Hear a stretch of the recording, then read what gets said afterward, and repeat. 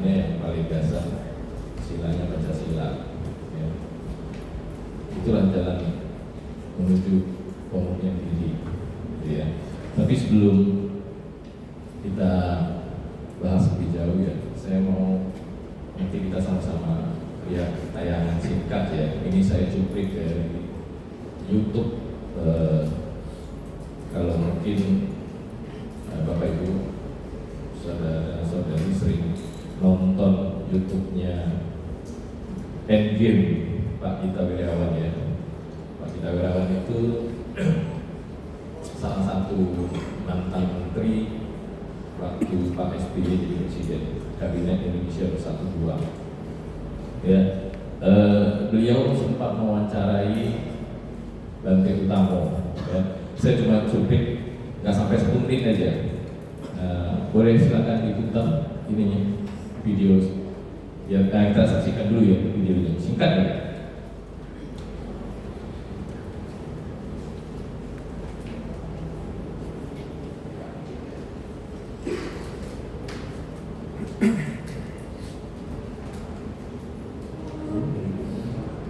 Oke, Pak, kita bisa memberikan contoh yang bukan keinginan misalnya saja. Misalnya apa? Yang bukan mencerminkan keinginan. Iya. Wah. Perlu singkat ya, kita ulang sekali lagi ya. Oke, coba kita ulang sekali lagi ya.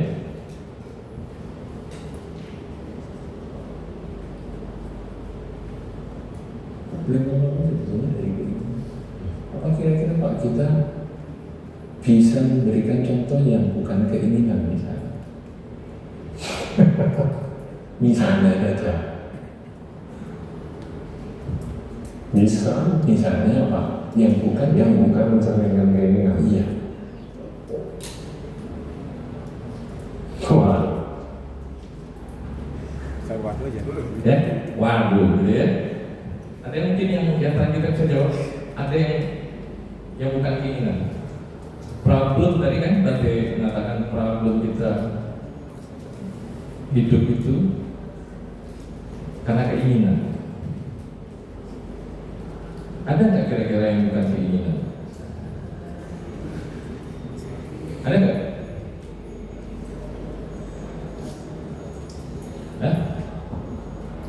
Keinginan duduk yang nyaman, keinginan ya, keinginan ruangannya nyaman ber-AC, keinginan. Kalau nggak mau panas tuh apa? Keinginan juga kan?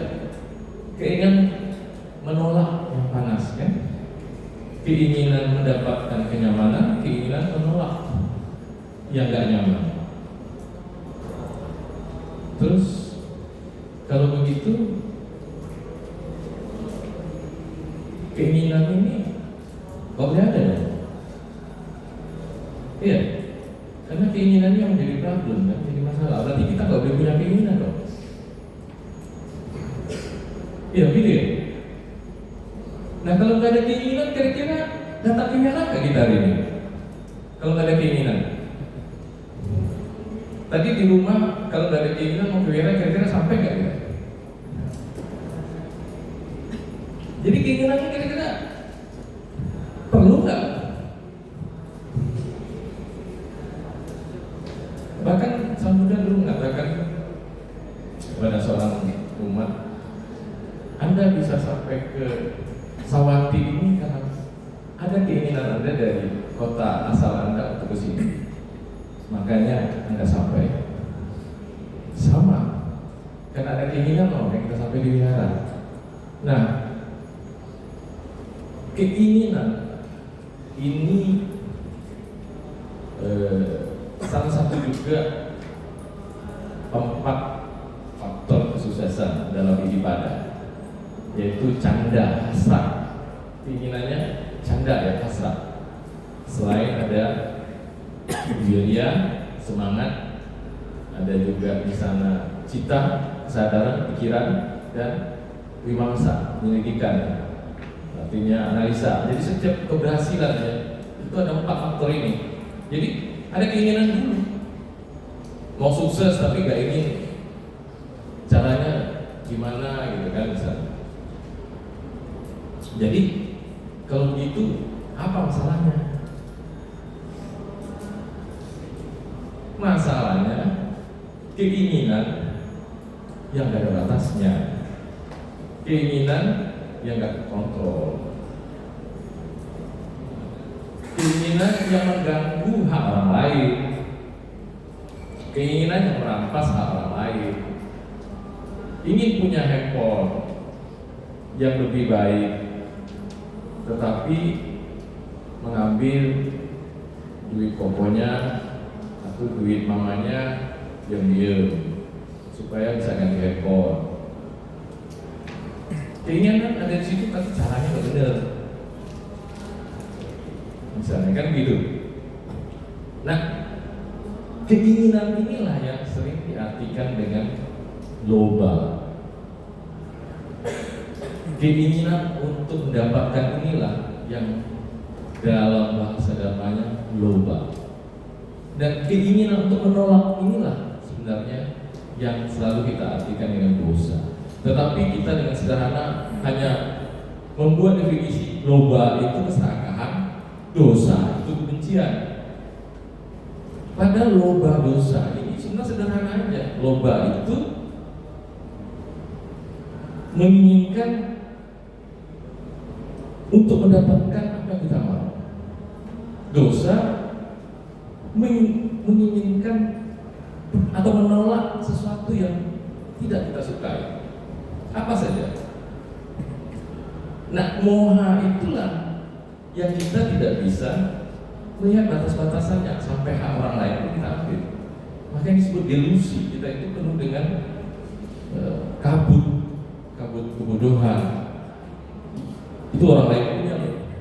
Bahkan untuk mendapatnya kadang-kadang kita sampai menggunakan hasutan-hasutan, kata-kata yang gak benar untuk mencapai tujuan, atau mungkin sampai melakukan tindakan-tindakan kriminal misalnya. Jadi disinilah pentingnya sila. Sila rumah awan itu kita Pancasila 5. Nah, sila ini apa? Oke, sebelum nanti apa?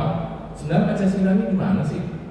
Kita dapat apa? Gimana Buddha pernah menyampaikan Pancasila ini? Ya, kita coba lihat.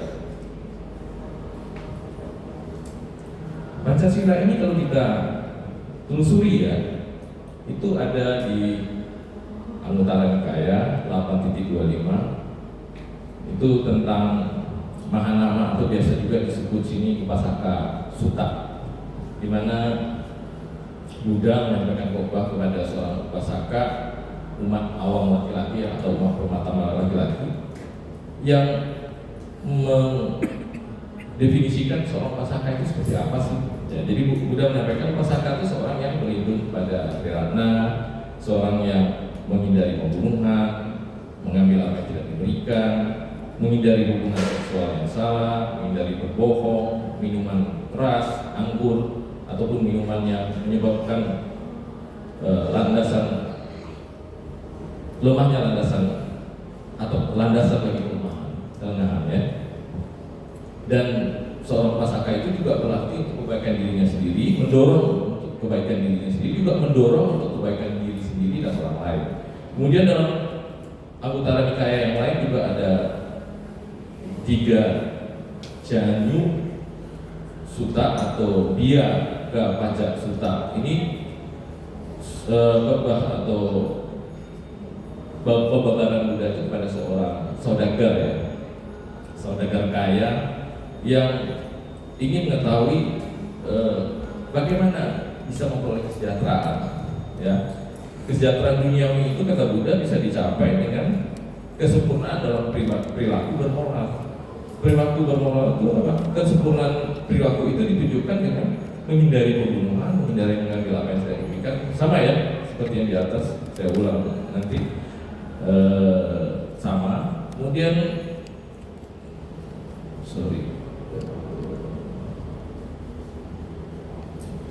Dalam Samyutta Nikaya 2.14 juga dalam Dhamika Sutta, Buddha juga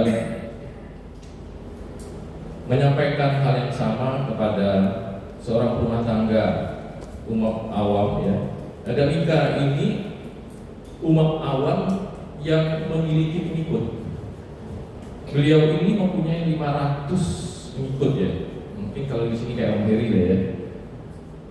Upasaka pendeta yang punya banyak pengikut. Nah, jadi ada sekitar 500 pengikut beliau itu menemui Buddha untuk menanyakan praktik apa yang dapat membawa kebahagiaan. Jadi Buddha mengatakan ya praktik sila ini, menghindari pembunuhan, pencurian, perzinahan, kebohongan, minuman memabukkan, yang dapat membawa kebahagiaan bukan hanya bagi manusia, tapi juga bagi para dewa. Kemudian juga kita temukan Pancasila ini dalam Khuddaka Nikaya, Dhammapada. Jadi Dhammapada ini dalam Khuddaka Nikaya syair 246-248 ya. Di sini Buddha sempat menengahi perdebatan antara 5 orang umat rumah tangga yang menjalankan kosata saat itu. Jadi saling berdebat nih, sila mana yang paling unggul gitu. Ada yang mengatakan itu Panatipata, Weramani itu paling unggul, menghindari pembunuhan. Ada yang mengatakan oh enggak, justru Kamesmicacara. Ada lagi yang lain mengatakan Adinadana, menghindari pencurian itu yang lebih berbobot silanya. Makanya Buddha mengatakan engkau tidak boleh menganggap satu aturan sila itu mudah atau tidak penting. Setiap aturan sila itu harus dijalankan dengan ketat. Jangan menganggap ringan manapun. Tidak ada aturan sila yang mudah dijalankan. Siapa saja yang memusnahkan makhluk hidup, berkata dusta, mengambil sesuatu yang tidak diberikan, pergi bersama istri orang lain, dan memuaskan dirinya demikian, memotong akar dalam dirinya di alam ini.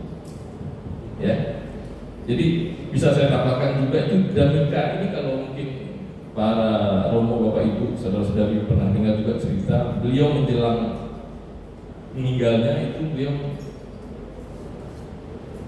melihat nimitta ya, nimitta bahwa beliau itu ini seorang upasaka yang sangat patuh berlatih ya. Sampai beliau itu menjelang meninggal itu melihat nimitta, beliau itu dijemput oleh 6 kereta katanya ya. Kereta dari alam dewa, Satu Maharadika, Tawatimsa, Yama, Tusita, Vimanarati, dan para nimitta wasawati. Jadi ada 6 kereta dari alam surga menjemput beliau. Akhirnya katanya beliau memilih kereta dari alam dewa Tusita karena beliau berpikir bahwa bisa ada bodhisattva kayak ya. Ya itu yang sekilas saja ya. Kemudian Sigala Sutta. Sigala Sutta ini saya rasa yang di dalam 3 Nikaya 31 ini yang cukup populer ya. Kita kalau kenal ada pemuda Sigala yang selalu melaksanakan ritual tiap pagi ya, menghormat ke arah timur, selatan, barat, utara. Itu dilakukannya karena pesan orang tuanya ya, untuk katanya dengan begitu dia bisa memperoleh nama baik, bisa memperoleh ritual-ritual itu, bisa memperoleh kemasyhuran, kepopuleran. Tapi apa kata Buddha? Buddha mengatakan bahwa untuk mencapai itu ya harus menghancurkan kehidupan, menghindari pencurian, pelecehan seksual, kebohongan, dan 4 keburukan inilah yang harus dibasmi. Jadi bukan dengan cara-cara begitu untuk mendapatkan penghargaan atau nama baik untuk sosial atau masyarakat. Kemuduran spiritual itu bisa dicapai dengan sila, dan kemuduran spiritual ini layaknya kunci penyangga kereta kata Buddha ya. Kemudian juga di Cunda Sutta di dalam Anuttara Nikaya 10.176. Ini Cunda ini kalau sangat populer, Cunda Simpan Besi ya. Mungkin para romo atau bapak ibu, saudara-saudari teringat di kisah-kisah terakhir Buddha ya. Cunda inilah salah satu seorang pasaka yang memberikan persembahan makan terakhir bagi Buddha ya. Sampai disalahpahami bahwa beliau yang menyebabkan Buddha sakit perut akut ya waktu itu. Nah, Cunda ini juga sering melaksanakan ritual. Kalau tadi si Galau itu ritualnya menghormat ke arah mata angin, kalau beliau ini selalu melaksanakan ritual itu menyentuh bumi, kadang juga menggunakan kotoran sapi ya, menyentuh kotoran sapi, kadang menyentuh rumput, kemudian juga pembekalan air suci, merawat api suci. Nah ini yang menurut masyarakat saat itu ini salah satu cara untuk pemurnian, ritual pemurnian. Tapi Buddha mengatakan pemurnian sejati itu menurut Arya atau orang tercerahkan atau orang suci itu bukan begitu. Justru tindakan salah misalnya tindakan tubuh, menghindari pembunuhan, tidak mencuri, menjaga etika seksual, terus ucapan tindakan ucapan dengan tidak berbohong, memecah belah, berucap kasar, bergosip, dan pikiran. Pikiran ini murni dengan cara tidak serakah, tidak membenci, atau tidak berpandangan.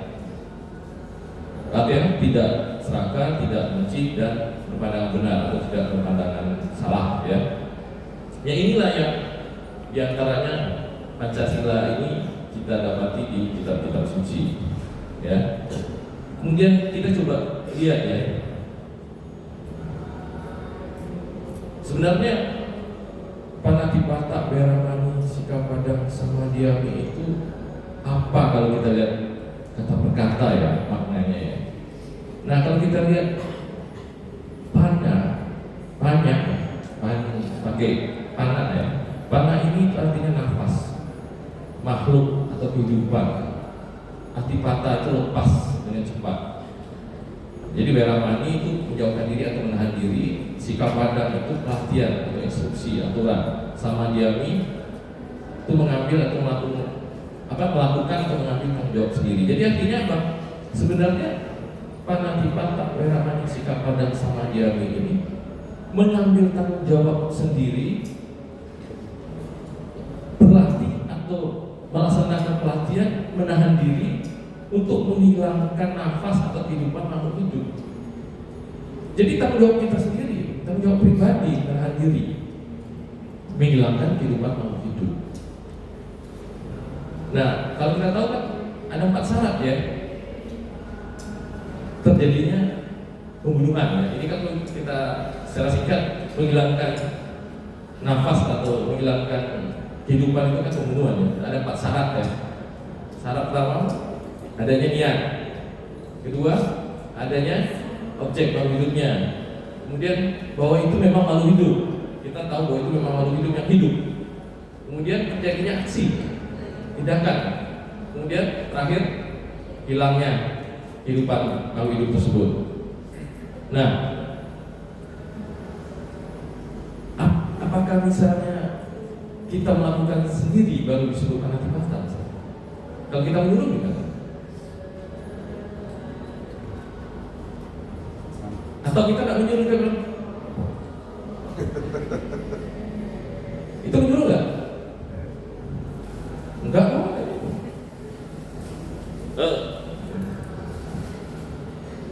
Apapun ya yang menyebabkan persepsi sehingga tindakan itu terjadi. Karena kita yang melakukan apa-apa itu tahu kan? Kita punya niat kan? Ada satu makhluk di situ, satu makhluk hidup. Walaupun tidak melalui tangan kita sendiri, tapi ada niat, ada makhluk hidupnya, dan memang itu punya masih hidup makhluk hidupnya. Kemudian terjadi tindakan itu walaupun bukan dengan tangan kita sendiri, kemudian hilangnya nyawa makhluk hidup. Ya, jadi mulai sekarang mikir-mikir ya, kalau pergi ke restoran seafood ya, jangan pakai tunjuk-tunjuk, pakai itu aja ya, jangan tunjuk-tunjuk, pakai Oke, kita coba ke sila kedua.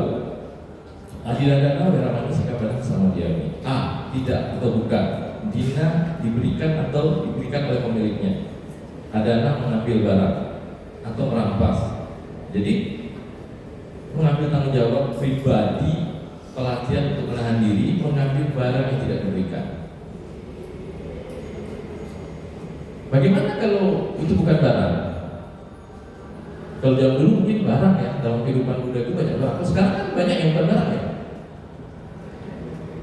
Kayak misalnya hak intelektual, nah, gitu. Lagu, kan sekarang banyak tuh sudah mulai ada ciptanya atau aplikasi-aplikasi yang dibuat oleh orang terus digunakan tanpa sepengetahuan yang membuat. Itu termasuk adinadana nggak? Kok sini barang itu kan barang. Zaman dulu hal-hal begitu di kehidupan Buddha mungkin belum seperti sekarang. Tapi sekarang kan banyak apa katanya, bukan benda, hak bukan hak bukan benda, hak atas yang bukan benda ya. Termasuklah misalnya hak intelektual yang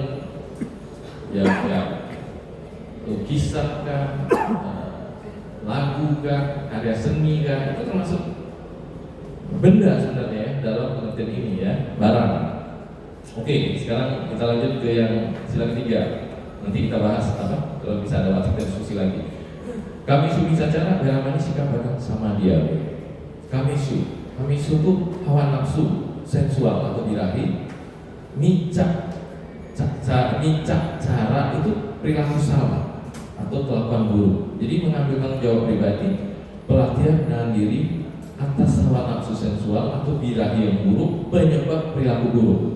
Nah, di sini yang selama ini kita ketahui kan melakukan tindakan yang tidak asusila, melakukan tindakan asusila, melakukan tindakan asusila terhadap pasangan yang tidak resmi atau bukan pasangan kita, kan begitu kan? Tapi ada perspektif lain di sini. Coba perhatikan. Mengambil tanggung jawab pribadi, pelatihan menahan diri atas hawa nafsu, penyebab perilaku buruk. Jadi di Jataka itu ada cerita begini. Saya baca satu cerita Jataka, itu seorang raja pada cerita Jataka itu raja bernama Prabasa itu memiliki seekor gajah besar. Gajah besar yang dianggap sebagai rajanya gajah gitu ya, sangat terlatih oleh seorang pawang. Pawangnya sangat melatih gajah itu sampai katanya kalau gajahnya diminta untuk memakan bola api yang panas pun mau gajahnya, sangat terlatihnya, saking jinaknya gitu. Tapi suatu saat ditunggangi oleh raja, jadi rupanya gajah ini ada saat tertentu itu mengalami birahi, ya. Birahi itu hormonnya keluar ya. Katanya kalau gajah itu hormonnya mati, boleh nanti di googling ya. Itu kalau birahi keluar cairan di telinganya. Nah saat dia birahi itu, saat si raja lagi menunggangi si gajah, jadi gajahnya liar sekali sehingga tidak bisa dikendalikan, sampai pawangnya ini bagaimana cara tidak bisa ngamuk, sampai akhirnya rajanya jatuh ya, guling-guling. Dan setelah lupanya si gajah ini tergoda oleh satu gajah betina, seekor gajah betina. Dan setelah bertemu selesai, si gajahnya balik dan bisa dituntun dengan jinak oleh si pawang tadi. Nah si rajanya bingung dan si bawangnya juga gemetaran, gitu ya. Kok sampai gini? Biasanya jinak disuruh apa aja mau gitu. Nah itulah akhirnya saat kejadian itu lewat dewa di alam Brahma, dari dewa sudah awasa melihat kejadian itu dan melihat potensi Raja Prabasa ini luar biasa, bisa mencapai tingkat kesucian, punya kemampuan pengolahan batin yang bagus. Beliau masuk ke pawang tadi dan menasihati memberikan nasihat kepada raja. Semua makhluk duniawi itu dikuasai oleh nafsu. Dikuasai oleh nafsu, dan hanya satu sosok yang mampu mengendalikannya. Ia adalah seorang Buddha, kata si dewa yang masuk ke pawang tadi.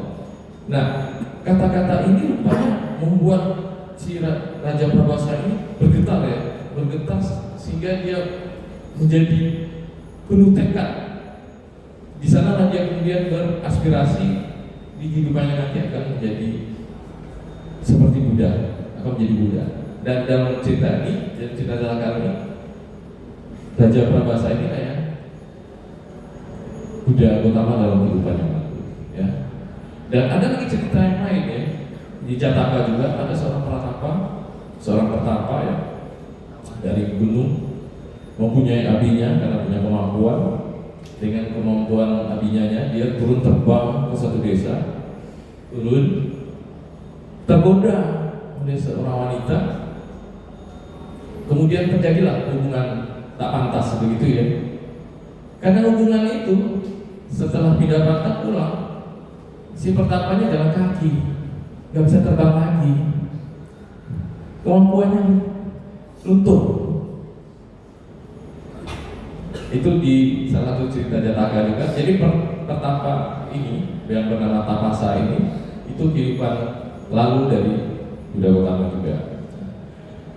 Jadi setelah kita lihat hal ini coba kita lihat tadi gajah tadi, karena nafsu birahinya itu menyebabkan hal-hal yang membahayakan. Manusia juga begitu. Jadi bukan hanya hubungan terlarang bisa terjadi, tetapi juga banyak yang gelap mata karena nafsu. Ingin melakukan hal ini, tetapi membunuh pasangan orang lain karena ingin mengambilnya sendiri untuk dirinya. Ingin melakukan hubungan terlarang ini, melakukan pemufakatan jahat, melakukan kong kali kong misalnya, sehingga tercapai niatnya, atau juga melakukan pencurian untuk melakukan hal-hal asusila. Jadi makanya kenapa makhluk-makhluk yang ada di Kamawacara masih dikuasai oleh nafsu sampai ke alam dewa 6 ya, yang masih punya tubuh fisik walaupun halus, masih dikuasai oleh nafsu sensual, kecuali alam-alam Brahma Rupa dan Arupa yang sudah tidak punya fisik kasar. Bahkan kalau Arupa bumi sudah tidak punya fisik ya, sudah hanya cuma ada 4 kanda ya, satu rupa tidak ada, yang ada cuma nama. Tapi kalau rupa bumi, Brahmanya masih punya fisik tapi halus sekali. Bahkan katanya di alam itu sudah tidak punya gender, tidak punya warna kelamin ya. Jadi itu sama, dari perempuan laki nggak ada di situ ya. Kalau di alam Brahma. Tapi kalau alam dewa sampai alam ke bawahnya itu masih ada gender. Nah, tadi para Ramani, ibu, adik-adik sekalian, kok ada yang merasa diskriminasi nggak? Kok dari tadi ceritanya laki-laki yang melakukan hubungan seksual, kesannya kan wanita korban terus ya. Dan tadi ya kita cerita ya, kok nggak ada kalau wanita nanti nggak kami bicara dong. Kalau misalnya merebut pasangan orang lain, ada kan wanita sekarang yang pelakor juga katanya kan? Itu gimana? Kami bicara nggak? Kok tadi ceritanya pasaka terus ya? Pasikannya nggak dibahas ya? Nah, tradisi atau budaya zaman Buddha itu tradisinya kan patrilineal ya. Tradisinya masih karena masyarakat zaman itu memang lelaki itu superior ya.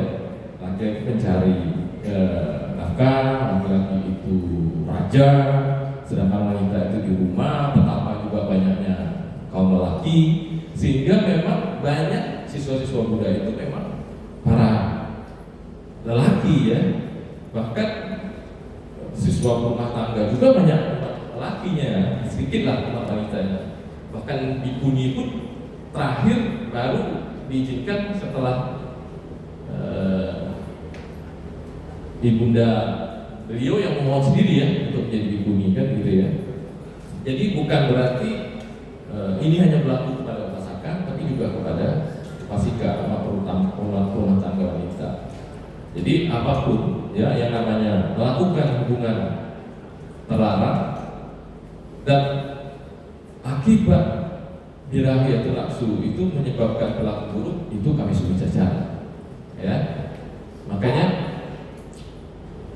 karena kita masih makhluk duniawi, ya kita masih punya nafsu itu, karena kita kan ada hormon ya, hormonal. Nah hormonal ini itu alamiah.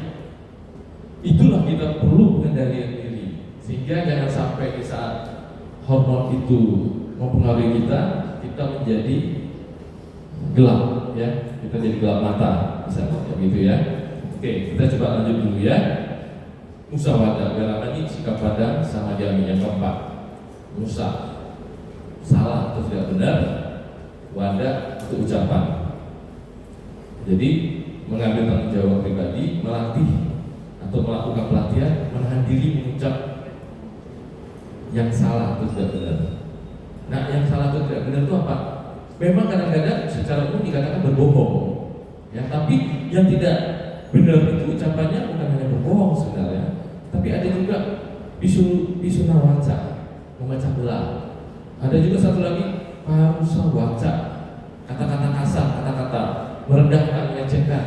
Terus ada lagi sampah balapa, omong kosong, gosip. Nah itu sering ya, kaum yang ini sering ngomong-ngomong yang nggak perlu lah, ngomong-ngomong yang ya ngomong-ngomong politik yang apa yang jadi perdebatan yang nggak karu-karuan gitu, sebaiknya dihindari kalau kita lagi menjalankan sila ya. Dan juga nggak ada gunanya juga ya ngomongin orang atau ngomongin politik. Nah, demikian juga memecah belah apalagi ya, menyebabkan orang hubungan baik orang jadi terpisah. Terus kata-kata kasar juga ya. Kemudian yang kelima kita masuk ya, surah meraya majah pamadatana weramani sikapadang sama dia. Surah itu minuman yang difermentasi. Minuman yang difermentasi itu apa? Minuman yang dibuat dari adanya peragian ya. Bisa dari beras itu jadi apa? Ciu ya katanya ya kalau kita ya. Nah, ada bisa dari buahan ya. Nah, tapi ada lagi yang meraya. Meraya ini minuman keras hasil sulingan. Nah, sulingan ini apa? Sudah difermentasi kemudian disuling. Disuling itu maksudnya lebih murni lagi karena apa? Pisahkan air dan alkoholnya sehingga alkoholnya jadi tinggi. Kalau tadi misalnya hasil fermentasi itu paling 15%, ini bisa sampai 40% kalau yang hasil sulingan. Itu namanya meraya. Nah, kemudian maja itu yang zat yang bisa menyebabkan keracunan. Apa itu? Obat-obatan, drugs ya. Ya narkotika apa itu bisa meracuni tubuh ya. Kemudian pamada menyebabkan kelalaian atau kelengahan atau kealpaan. Kemudian ada tanah atau kondisi. Jadi apapun minuman yang berasal dari fermentasi atau sulingan ataupun makanan atau minuman yang menyebabkan racun bagi tubuh itu surah meraya majah pamadata. Itulah hal-hal yang menyebabkan kelengahan dan ini harus dihindari ya. Oke. Jadi dari 5 ini kalau kita lihat di cerita Jataka kali ya, Bodhisattva banyak juga ke dalam kehidupan lampaunya juga melanggar sila ini, tetapi motivasinya berbeda. Misalnya kan ada yang mengatakan begini, hanya satu sila yang bodhisattva nggak pernah melanggar dari sekian banyak sila dan kelima ini. Apa itu Pak? Ya, musawadah ya katanya. Kan katanya bodhisattva dulu dalam kehidupan lampaunya dari 5 sila ini hanya musawadah yang beliau tidak pernah lakukan. Setelah saya cek-cek, ternyata ada satu sila Jataka yang persepsinya musawadah, tapi ini kisah tentang beliau waktu itu menjadi dalam kehidupannya lalu terakhir jadi seekor monyet. Dan monyet ini kemudian menunggangi buaya katanya, dan raja buaya pula katanya. Jadi saat itu sudah duduk di atas punggungnya buaya, si buaya berkata, istri saya berpesan, saya ini harus mencari hati monyet karena istri saya demen lagi mau makan hati monyet nih gitu. Si keranya, si monyetnya ketakutan, loh ini gawat nih di tengah sungai, si buaya udah ngomongnya agak ngaco nih gitu kan. Jadi si monyet bilang, aduh saya kelupaan, hati saya ketinggalan di pohon gitu. Gak saya bawa. Oh gitu ya, ya yuk kita balik dulu ke pohonnya biar saya ambil. Udah sampai, si monyetnya loncat lari. Dikatakan itu ada yang mengatakan posisinya bukan musawadah, tapi ada yang mengatakan musawadah tapi dengan motivasi ingin menyelamatkan diri jangan sampai dibunuh. Jadi ini persepsi ya. Jadi kembali lagi ke kita. Seperti tadi saya bilang, setiap ini tadi kan kita hanya bahas satu ya, panatipata itu ada niat, ada objeknya, ada makhluknya, dan kita tahu itu makhluk, terjadinya action atau tindakan, terus hilangnya kehidupan. Sama yang lain juga punya syarat-syarat itu. Nah kembali ke niat kan, apakah niatnya itu ingin membohongi ini, tujuannya mencelakai? Enggak kan, yang menyelamatkan diri, itu katanya. Nah karena kenapa? Panatipata pun yang dilakukan oleh Bodhisattva zaman dahulu itu karena dia menjadi seorang raja yang harus menyelamatkan rakyatnya dari serangan musuh. Nah itu panatipata juga enggak? Iya, tapi kan motivasinya menyelamatkan rakyatnya. Dalam kehidupan yang lalu cerita Jataka juga Bodhisattva pernah terakhir sebagai raja yang menyelamatkan rakyatnya. Terus pernah juga tadi kan melakukan kami sumicacara juga. Nah banyak hal ya, jadi kembali lagi niat itu apa? Citena. Citena itu apa? Terjadi di dua kata, cita dan ena. Cita itu pikiran, ena melalui. Jadi kalau segala sesuatu yang dilakukan melalui pikiran sudah dipikirkan dulu, itulah yang membuahkan karma. Jadi kalau kita cerita kembali lagi tadi, keinginan tadi, dosa dan loba, keinginan, mana sih yang di dunia ini gak ada keinginan? Tapi kan tergantung citenanya. Apa citenanya? Apa pikirannya? Nah itu baru bisa membuahkan hasil. Tapi yang namanya loba, dosa, moha, itulah akar kejahatan kan. Selagi masih ada ini ya kita akan berputar-putar di alam samsara ini. Bahkan Buddha mengatakan alam apaya itu rumahnya para putujana. Jadi orang yang belum tercerahkan rumahnya ya di apaya ini. Syukur-syukur kita masih terlahir di alam manusia. Bahkan ada makhluk yang berputar-putar di empat alam apaya saja. Ya. Jadi kita boleh terus ya. Kita loncat-loncat aja. Jadi nanti kalau memang ada yang perlu kita diskusikan. Nah, jadi 5 penyempurnaan perilaku sudah kita bahas tadi ya. Kemudian saya lanjutkan saja, ini hanya resume. Nah, hari-hari tertentu kan di antara kita juga melaksanakan atas sila ya, 8 sila. Kita setelah 5 sila tersebut kita menambahkan 3 sila lagi, kecuali 3 sila ketiganya itu diganti ya. Kalau itu kami sumicacara, ini menjadi abrahmacharya. Itu bedanya apa? Bedanya tidak, jadi menahan diri dari tidak hidup selibat. Brahmacharya itu hidup selibat, artinya hidup tidak selibat itu maksudnya tidak punya pasangan hidup ya, tapi tidak melakukan seksual apapun, hubungan seksual apapun. Jadi selama Brahmacharya ini tidak melakukan hubungan seksual apapun, walaupun pasangan resmi ya, walaupun suami istri sekalipun.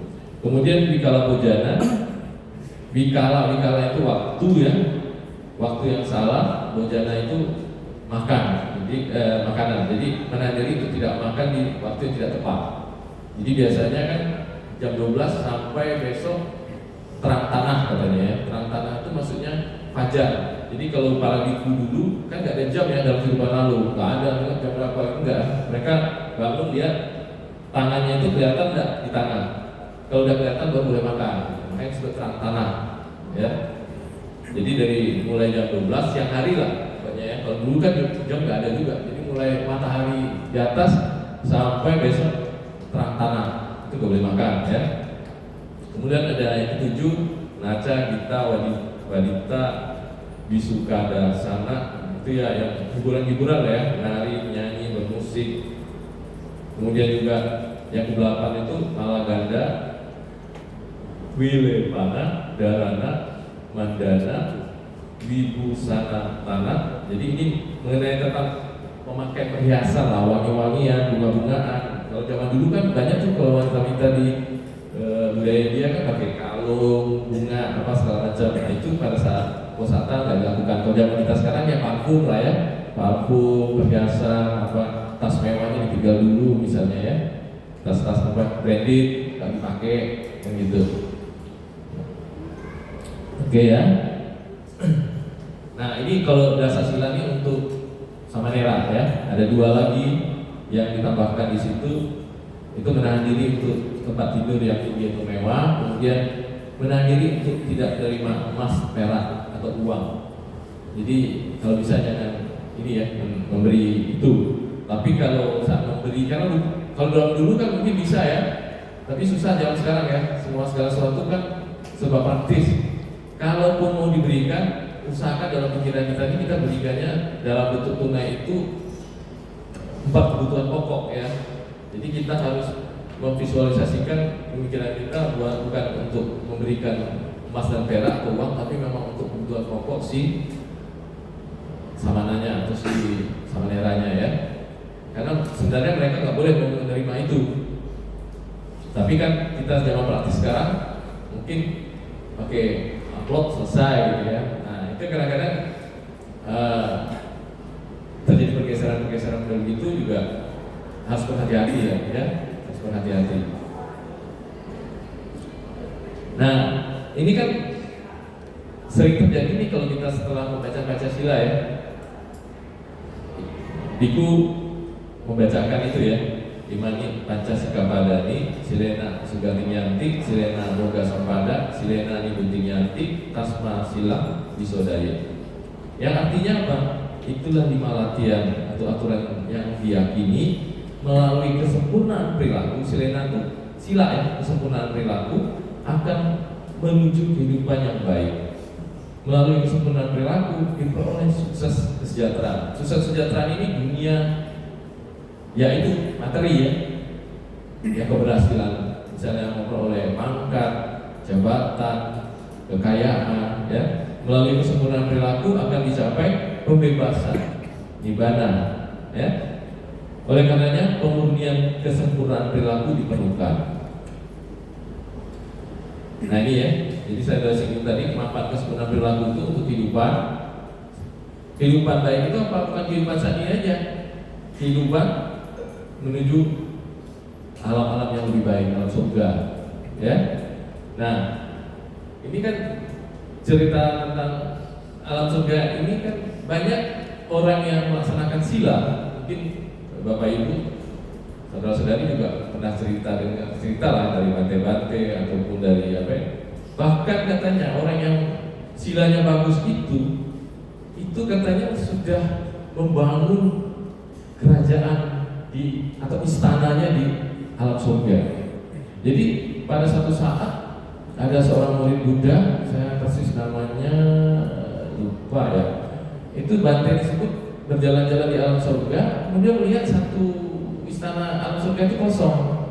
Kemudian beliau menemui Buddha mengatakan, kok ada ya alam surga ini istananya kosong? Terus Buddha mengatakan, ya alam surga yang istananya kosong itu adalah manusia yang sudah memupuk sila di alam ini, tetapi kelahirannya belum sampai, kematiannya belum sampai, tapi sudah membuat istana dulu di alam surga. Jadi ini ya, melalui kesempurnaan perilaku atau sila kehidupan di alam surganya sudah ada dulu tempatnya ya, sudah ada istananya tuh. Nah, melalui kesempurnaan perilaku juga diperoleh kesuksesan, kekayaan dan kesejahteraan. Contoh dua siswa Buddha yang sukses, kekayaan luar biasa siapa? Anathapindika dan Visakha ya. Dua-duanya ini upasaka luar biasa ya, menjalankan uposatha. Bahkan kalau berdana kepada Buddha gak tanggung-tanggung tuh. Anathapindika sampai semua uang logamnya itu diletak di tanahnya Pangeran Jeta untuk membeli sebagian dari hutan Jeta itu untuk dijadikan wihara ya. Apa kurangnya gitu kan? Karena ditantang oleh Pangeran Jeta, oke, kalau mau beli tanah saya, berapa uang keping logam yang mampu kamu tutupi, itulah yang hak yang bakal saya berikan ke kamu, gitu kan? Akhirnya ditutupin, coba bayangin, akhirnya berhasil ya dibeli sebagian dari hutan Jeta itu, dan akhirnya sebagian pun sumbangan juga oleh Pangeran Jeta juga ya untuk jadi wihara Jetawana. Nah, itu kesejahteraan duniawi. Kalau pembebasan, nggak usah dibilang lagi ya. Sila inilah salah satu jalan oleh para suciawan, para ini untuk mencapai tingkat-tingkat kesucian ya. Yang terakhir ya pembebasan nibbana ya. Jadi, nah, kenapa saya mau singgung itu? Dasa aku salah kama. Jadi sebenarnya kalau dalam pengertian biasa-biasa sehari-hari kita kan selalu dasa akusala kama ini seberapa ya Pak? 10 perbuatan baik ya. Sebenarnya kusala atau akusala itu bukan perbuatan baik atau tidak baik. Kusala itu sudah terampil. Jadi dalam Buddhis itu sebenarnya tidak ada baik buruk ya. Baik buruk itu relatif. Tapi kusala ini terampil. Jadi perbuatan terampil yang mampu membuat kita untuk lebih baik. Nah, kalau baik buruk ini kan tergantung persepsi. Gimana ya kita bilang persepsi? Tergantung setiap orang menilai cara berbeda. Tapi kalau terampil ini kemampuan kita melakukan sesuatu yang bermanfaat bagi kita dan juga bermanfaat bagi orang lain. Yang tadi kata Buddha ya, mahasiswa terampil itu apa? Siswa yang mampu mendorong dirinya lebih baik dan juga mampu mendorong dirinya dan orang lain juga lebih baik. Itulah yang terampil, kusala ya. Nah, dari perbuatan tadi kita kan kebanyakan perbuatan tubuh dan ucapan, perbuatan pikiran itu di dasar kusala kama itu ditambahkan. Yang terampilnya apa? Selain tadi Pancasila, itu ada abhijja, keserakahan. Nah, kalau sudah lobanya ekstrim, berlebih, keinginannya itu sudah meluap-luap, itulah menjadi abhijja, keserakahan. Kalau keinginan biasa saja loba, tapi kalau keinginan yang sudah lebih ekstrim, itu namanya sudah abhijja. Nah, Biapada itu keinginan menyakiti. Ini akibat dari penolakan yang terlalu berlebihan menyebabkan biapada. Keinginan yang sampai sifatnya menyakiti, menolak, yang bahkan mau menghancurkan objek atau subjek yang menjadi sesuatu yang menyebabkan dia menjadi tidak nyaman dengan objek tersebut. Jadi dia sampai mau menyakiti objek tersebut. Itu biapada. Tapi kalau patiga itu masih emosional ya, sifatnya masih kemarahan atau sakit hati. Tapi kalau biapada itu sudah ingin menyakiti atau destruktif ya, sifatnya nggak mau menyakiti objek, ingin menghancurkan objeknya. Nah, micca ditti pandangan yang keliru. Pandangan keliru ini macam-macam, pandangan keliru tentang adanya, tidak percaya dengan adanya dunia ini dan dunia akan datang, tidak percaya hukum sebab akibat, ya, tidak percaya tentang adanya orang yang bisa mencapai pembebasan. Itu pandangan keliru, kan? Menjadi juga salah satunya, ya. Oke. Nah, dasar punya Kriya Watu, saya loncat-loncat aja ya. Nanti kita kalau memang ada waktu, kalau Heri diskusi. Dasar punya Kriya Watu ini 10. Ini biasanya kalau kita sering sebutnya apa? 10 perbuatan wajib ya, mulia ya. Tapi setelah saya cari-cari, rupanya punya itu kemurnian batin artinya. Kriya itu yang layak dilakukan. Watu itu kesejahteraan. Jadi sebenarnya artinya itu 10 kemurnian batin yang layak dilakukan untuk mencapai kesejahteraan. Karena kalau kita tahu, kama itu apa? Perbuatan yang menghasilkan akibat, kan? Kalau kriya, perbuatan yang tidak menghasilkan buah atau akibat. Nah, kriya ini dilakukan oleh seorang apa? Seorang arahat, ya. Jadi makanya kriya itu tidak cocok kalau disebut perbuatan sebenarnya yang layak dilakukan. Jadi gini, ada satu ilustrasi macam ini. Seorang arahat itu kalau ingin menolong satu makhluk, walaupun karena ditolong dia menderita karena itu, ya dia nggak mau tahu. Misalnya begini, dia harus menolong seekor kepiting yang kejepit, dilepasin, malah dia kena capitnya, gitu. Ya itu, ya wajar, karena memang kepiting itu mencapit, gitu. Tidak ada sedikit pun rasa sakit hati atau menyesal membantu si kepiting, gitu. Nah, kalau kita kan hitung-hitungan nih, loh, kalau gue bantu kena capit gimana, luka gimana nih, kan gitu kan? Nolong orangnya kan mikir-mikir, nolong nanti malah kita dibilangnya langgar dia, misalnya kan? Nolong kecelakaan di jalan itu kan bahayanya begitu kan kadang ya? Kita mau nolong, gak ada saksi, malah kita yang jadi tersangka.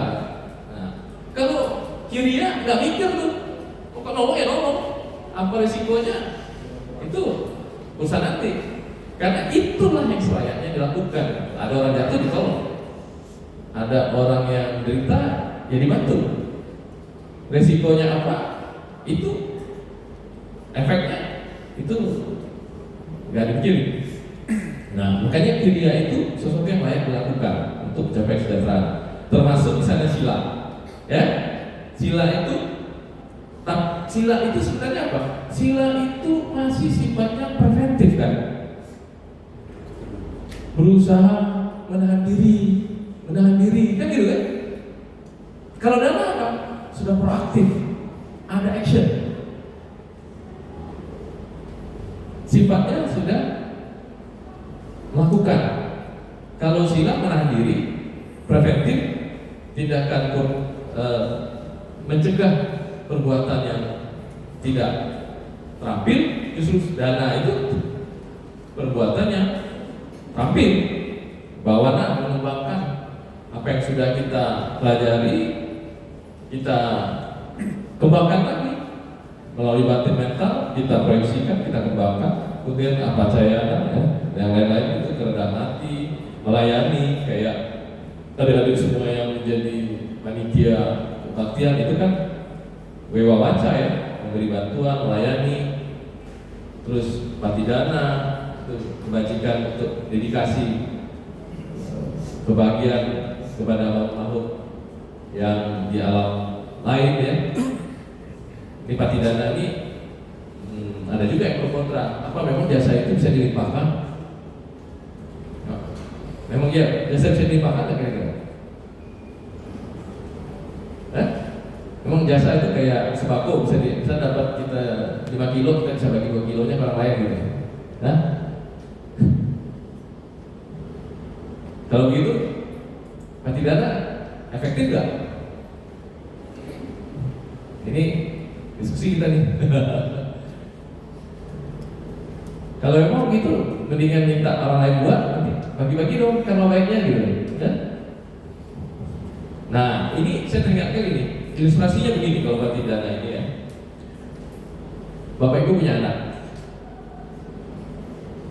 yang belajar untuk dapat nilai tinggi sampai berprestasi, sampai juara kelas atau juara umum, juara nasional, itu anaknya. Tapi kalau anak melakukan itu, yang bangga, ikut bahagia siapa? Bapak Ibu.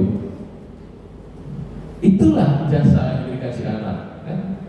Dia melakukan kebajikan, tapi kebajikan itu dirasakan kebahagiaannya, itu dirasakan kebanggaannya itu oleh orang tuanya. Itulah jasa yang dikasih anak. Nah, patidana itu begitu. Gak mungkin kita berbuat bisa dilimpahkan, yang jasanya tetap kita yang dapat karma baiknya. Ya, tapi yang meninggal itu ikut berbahagia. Dan tidak semua makhluk di alam lain bisa. Ada makhluk tertentu ya, makhluk peta, makhluk yang memang hidupnya itu menunggu-nunggu sanak keluarganya untuk melakukan pelimpahan jasa. Nah, sampai belum ada ya beliau ini akan menderita menunggu terus. Tapi kalau misalnya yang lahir ini leluhur kita lahir di alam dewa, malah dia yang sombong amat loh, pelimpahan sungguh yang harus dilindungi gitu. Kamunya yang masih di alam situ gitu kan. Atau sebaliknya, kalau mohon maaf ada almarhum atau leluhurnya meninggal di alam niraya misalnya, atau di alam dirajana binatang, bisa nggak?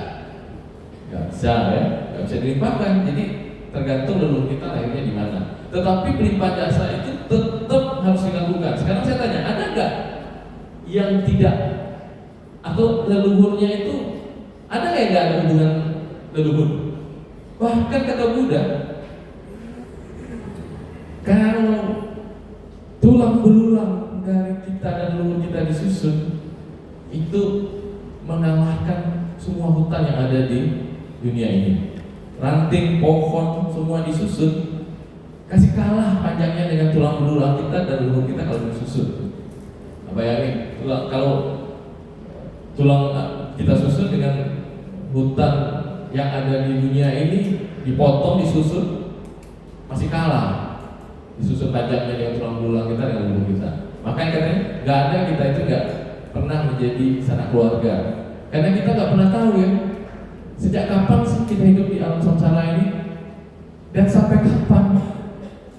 Kalau kita masih terikat moha, lobah dan dosa tadi ya, dosa, lobah dan moha, kenapa kita tidak bisa membedakan mana batasannya?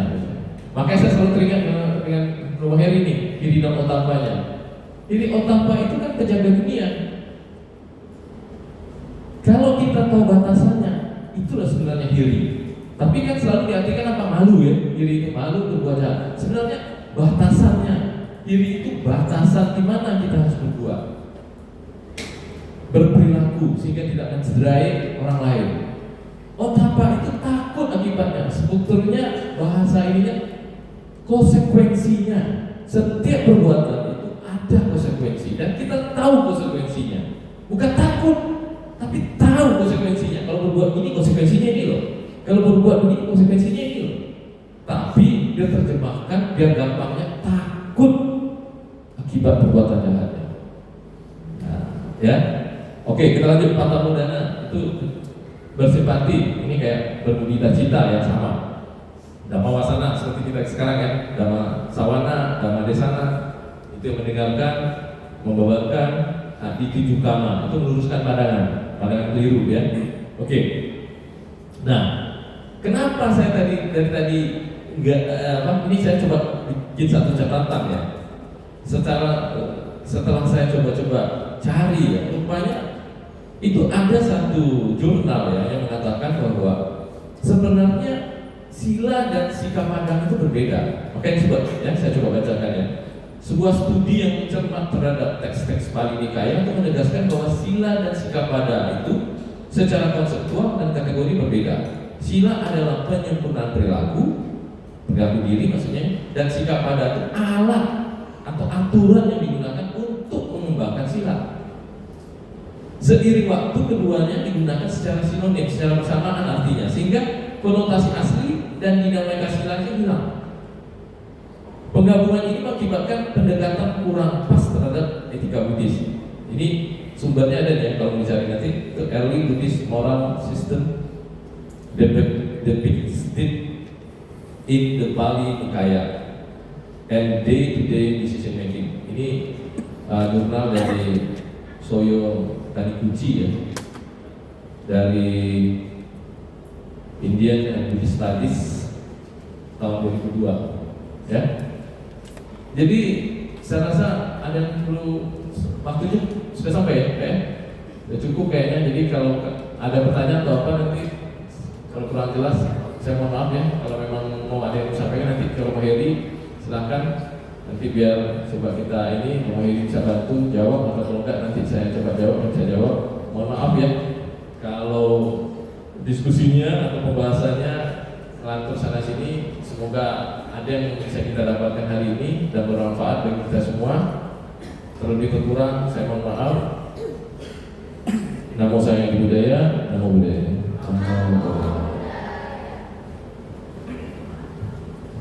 Terima kasih kepada Pak Lento. Semoga yang disampaikan bisa bermanfaat untuk semuanya.